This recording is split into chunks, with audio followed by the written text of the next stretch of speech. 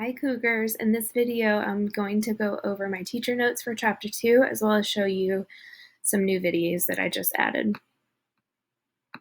So let me highlight this here for you. First thing I want to show you is if you go to course content, scroll down to chapter 2,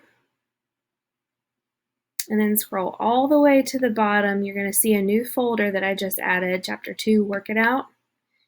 And here I've linked a couple videos of me working out problems and talking through them. And I'm going to try to do that all semester for important types of problems.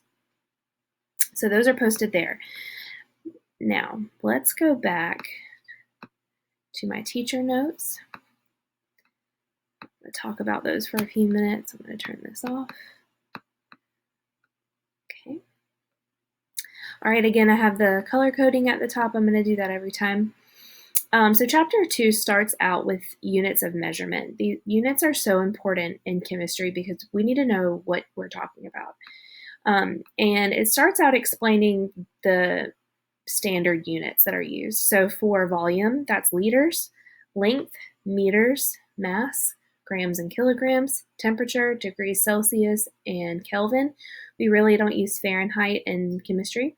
And then time is in seconds.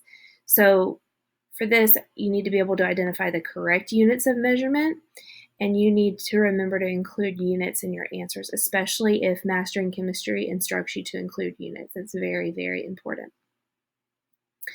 Next, you see some definitions that you should know. Of course, I didn't write them out. I'm just pointing out that you should understand them.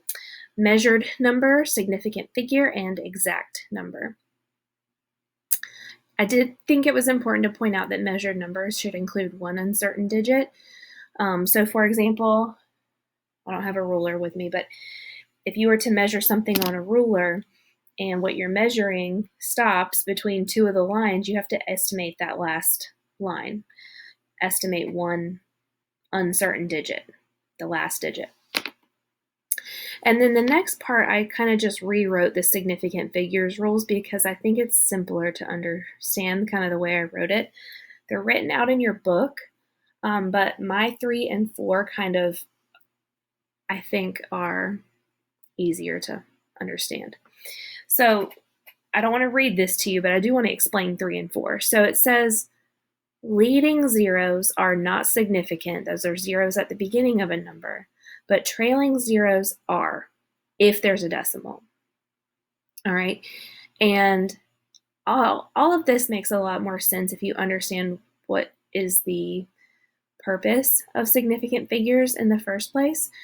So significant figures rules are used to determine which numbers in a value actually tell us information and which probably are just placeholders. So for example, let's say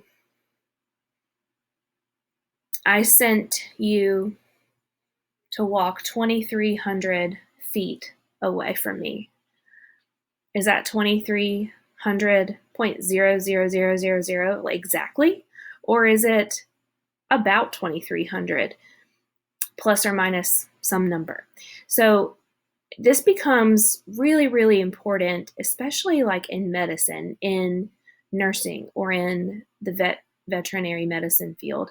So sometimes you have really small animals and their dose of medication could be like 0.05.